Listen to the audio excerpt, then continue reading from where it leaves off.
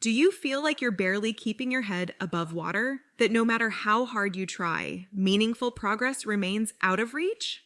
Heather gets that. She battled an eating disorder for years before seeking help. Now in recovery, Heather is here to tell you that positive change is possible even when it doesn't feel that way. Join her as she shares openly about her struggles and small triumphs. Fair warning though, Heather doesn't hold back. Her candid story may trigger some. But for those wanting honesty, hope, and healing, this is 1% Better with Heather. The information and stories shared on 1% Better are based on host Heather's personal experiences with eating disorders and mental health challenges. Heather is not a licensed doctor, therapist, dietitian, or other health professional. Her advice and opinions should not be taken as professional medical advice. Please consult your physician or a qualified health provider regarding any medical or health-related issues. 1% Better also contains descriptions of eating disorders that may be triggering for some listeners. Discretion is advised.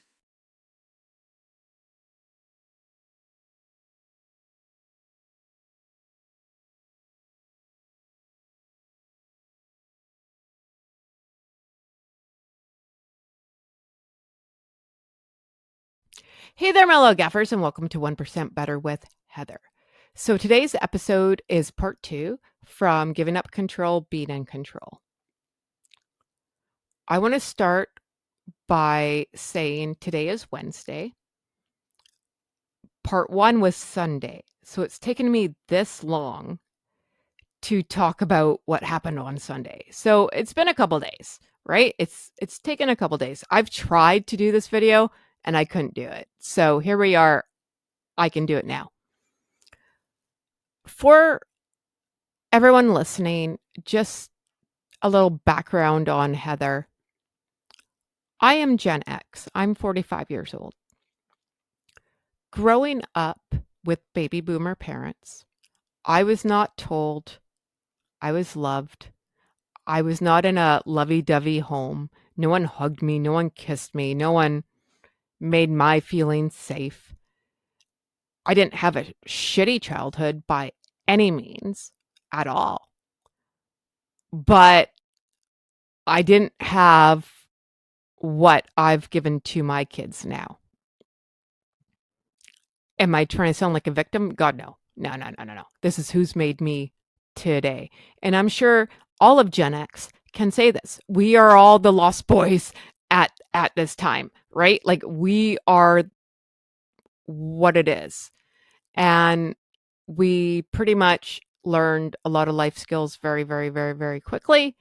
And it is what it is. So I just want to make sure everyone understands I'm not ragging on my parents, nor am I trying to play victim. Okay. So we show up to my parents' house on Sunday, 2:45 for my mom's birthday and my niece's birthday. All the big birthday dinners are always at my parents' house because they have a very big house. So it fits my family, my sister's family, and my mom and dad. And there's space for the kids to go run and play and act like how they should. They're kids, right? Have fun. So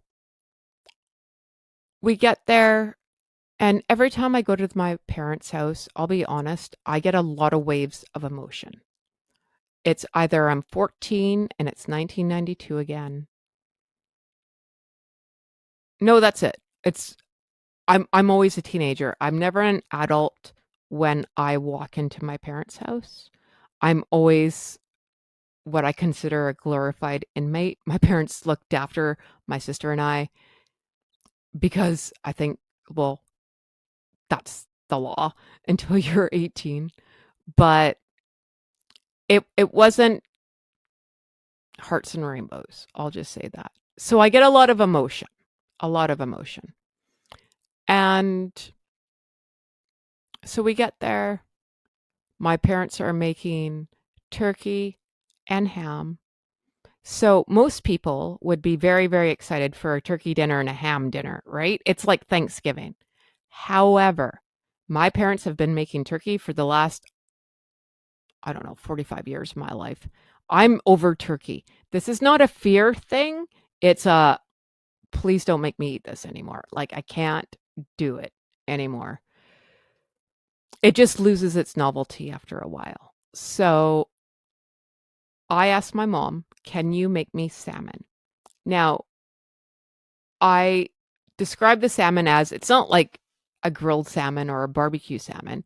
It's salmon that you get out of a tin and you make sandwiches with. And you put like celery, mayo, green onion. It's like salmon salad. So if you had tea time, this is like a sandwich that you would get. This is like my ultimate meal all the time. This is my Thanksgiving meal. This makes me so happy. She agrees. Great. And this took me a long time to get to this place because normally I would just be like, can't participate, not eating this. I'll go do dishes, which works out so well for my mom because I love doing dishes. Dishes actually calm me down. I have a lot of anxiety and it puts me, like, it puts my feet on the ground, if that makes any sense. And I will stand there for 8 hours and do dishes by hand because it's so cathartic to me. But I have learned I can't do that anymore. I have to participate. So my dad, I should mention this, has dementia. And he goes on, I don't know, he gets on like a one-way track, right? So he could be mad, he could be cranky, he could be really happy. It's like playing Russian roulette. We don't know what we're going to get. But this day he's super happy and all's good. But my dad also has been Googling records. And because my parents are baby boomers and that's all they have are records, he has now discovered that all these records that he has are worth a fortune.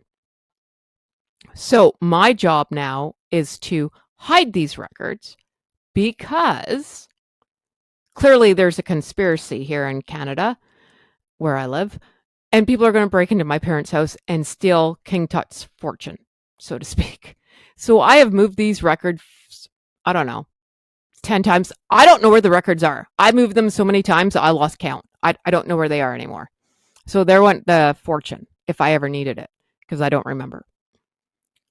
While that's all going on, my mom's upstairs cooking, right? My sister shows up, and my sister and I have a very jaded relationship. We were good. I don't know what's going on right now. I don't think we're in the best spot. I don't know what I did. Probably something because I've met me. So I probably did something to piss her off. But it's a lot better than what it used to be because my house used to be Friday Night Raw, WWF SmackDown. It was, you got two girls, we're only a year and a bit apart, and it was not pretty. So if you have girls, I understand. But we've come a long way, so I'm very grateful for that. While my mom's cooking and everything else, it's chaos. Chaos. All of a sudden, everyone's brains leaked out their ear. They don't know what's going on. I don't know how we've had family dinners my whole life and everybody forgets how to set a table or just function. It drives me insane. I am this person. I'm just like, how do you not have a rhythm yet? I've worked in catering my whole life. I've worked for major companies. I've catered for 10,000 people a day. How do you not put a spoon in mashed potatoes for 12 people? Like, it just drives me insane, but it's neither here nor there. So I'm getting worked up. And while getting worked up, it is just me as a person and my eating disorder. Because now this is an excuse for me not to sit and participate and eat dinner. Because all these people are running around like chickens with their heads cut off. And clearly, I'm the only one here to save everyone. Yes, this is how I think. So I'm getting annoyed that I'm scooping out dinners for my 14-year-old, my 17-year-old, my 14-year-old niece. The 8-year-old gets passed, but that's about it. So now I'm just like, seriously, no one knows what the hell they're doing. And I have to sit at the children's table. So I am in the middle between my 14-year-old son and my 8-year-old niece, and across from me is my 17-year-old son and my 14-year-old niece. And I have to listen to their conversation. And it's driving me more insane than what I already am. I can't take it. I can't handle it. My son is saying stuff to my 14-year-old niece, which is funny, I guess, to them. Wasn't funny to me. He's making comments about, she's eating so slow. Oh, you're having more mashed potatoes? Why don't you just eat the whole bowl of mashed potatoes? Why are you even bothering putting them on a plate? Oh my God, you're still eating? Didn't you just eat that? Oh my God. Is he being mean? No, he's not. I'm looking at this through someone with an eating disorder, and I'm thinking, shut the fuck up. And I'm trying to kick him under the table. So now he's giving me dirty looks, like, quit kicking me. And I'm like, shut up. And he's like, what am I saying wrong? And then my niece is looking at me like, what's your problem? So now I'm the asshole, which is fine. I'm used to it. But I'm like, shut up. So eventually, I ask my 8-year-old niece to switch places with me because I'm deaf in my left ear and I can hear it on my right. So I thought if I keep moving down, I won't be able to hear anything. I don't know. Seemed to work. So I'm going to toast my bread and the toaster pops, but I'm too busy doing other things at this time. And my sister is yelling at me, your toast popped, your toast popped. Yeah, I got it. It's fine. No, go get it. Why wouldn't you go get it? How come you're taking so long? What are you doing? I don't know. Helping out your kid. Shut up. So I'm trying to keep it all together and I got all these emotions in me. I can feel my heart palpitating. My back is sweating. And I'm thinking, I'm too pretty for jail. Do not hurt anybody at this house, right? And my sister's married to a cop, so it's not going to go down well for me. Let me just tell you that. And I'm like, oh my God. So I'm trying to keep it together and I'm living my own personal hell at this point. So I go get my sandwich finally, sit down, and I eat quite slow. And my son looks at me and is like, you're still eating that sandwich? Now, in that moment, I'm hearing, you're still eating that sandwich? Why the fuck are you eating that sandwich? Why are you even eating? You don't deserve this. Look, he thinks you're fat. Everyone around here thinks you're fat. And it's not truth. I fully understand that. I'm just trying to explain to you the voices and what's going on in my head. So I'm like, no, I can do this. I can do this. And I just keep going and I kind of have an out of body experience. I'm just like, concentrate. And I go make a second sandwich. Again, my sister says to me, your toast popped. Why wouldn't you go get your toast? Blah, blah, blah. I'm like, shut up. I'm trying here. And I probably sat at the table for an hour. It took me an hour to eat 2 sandwiches. I'm not going to lie about that. And now my sister and my mom are going to clean up the table. And my sister keeps looking at me and saying, are you going to eat this? Are you going to eat this? And there's other things on the table, right? And I'm like, just leave it. And my voice is getting weaker and weaker. Like you can barely hear me. Now, I'm a very loud person. You can hear me down the street just in my normal talking voice. We'll just put it that way. And my husband finally says to her, leave it.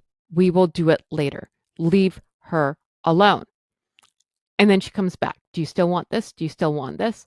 Finally, my husband grabs my sister's arm and says, you're not allowed to talk to her anymore. Go away. Right there in that moment, I could have cried out of happiness.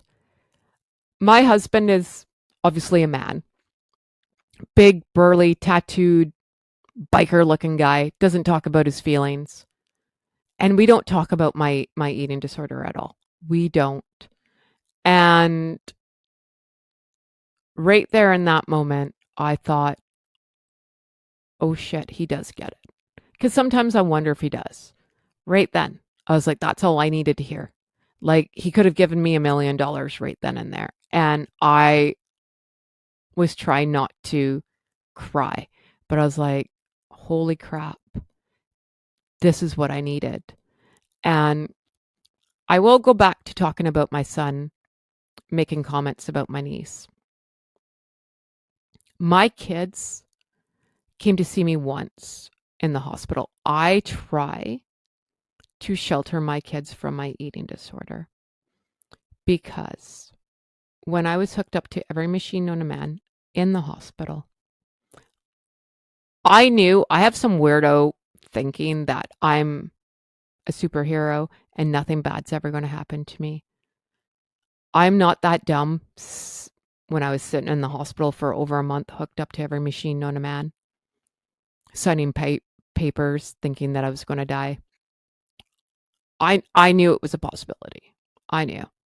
And I did not want my kids to have their last memories of their mom hooked up to machines. I didn't. I don't know if that's the right thing to do. That's what I did. I don't want them to ever remember me like that because it was a possibility. It was it was like pretty set in stone there for a while. But I say all this to say because I would normally avoid all these dinners all the time because I can't take it. This is family, and my family puts the fun in dysfunction. I'll tell you the Easter story one time. That's a good story between me and my sister. But do I ever think anything's coming from a place of mean? No. Do I wish sometimes they would be a little bit more understanding? Yes. Quick side note. My mom said to me while I was in the hospital, like she drove me home from the hospital when I got out. And she said to me, great, that's over now. Now you can start going back to normal and concentrating on your kids. And this was the first time I stood up for myself. And I'm surprised that I did it so early because I said to her, no, every time I put someone ahead of me, this is how this works out. Heather's hooked up to machines, almost dying. I can't do that anymore. Heather has to come first. And as much as I try my hardest, I go in front for a bit and then I take a long step back and then I go in front for a bit and then I take a long step back. It's hard. It's hard putting yourself in front and always wanting to advocate for yourself, but eventually I think I'll get there. All in all, I survived the dinner. I did. Was it amazing? No, it wasn't. But I don't, this is where not having expectations comes in handy because I knew it was going to be a shit show and it was. So at the end of the day, when I look at the grand scheme of things, I ate 3 salmon sandwiches because I went and got bread from my parents' house because I only brought 4 pieces of bread with me of my bread. So I ended up eating 3 sandwiches, a little bit of stuffing, some potatoes, and carrots, cucumbers, pickles. I actually ate more than I ever did ever in that house. So it was a win. But it comes with its challenges. And I've been thinking about it ever since. So we will go to part 3 on how that affects me. 1% better every day. Take care of you. That's all for this episode of 1% Better. To continue the conversation, head over to our website at www.1percentbetter.ca, where you can access more stories and resources. We'd also love it if you subscribed and left us a review on your favorite podcast platform. And remember, friends, progress takes patience, perspective, and sometimes a little help from people who get it.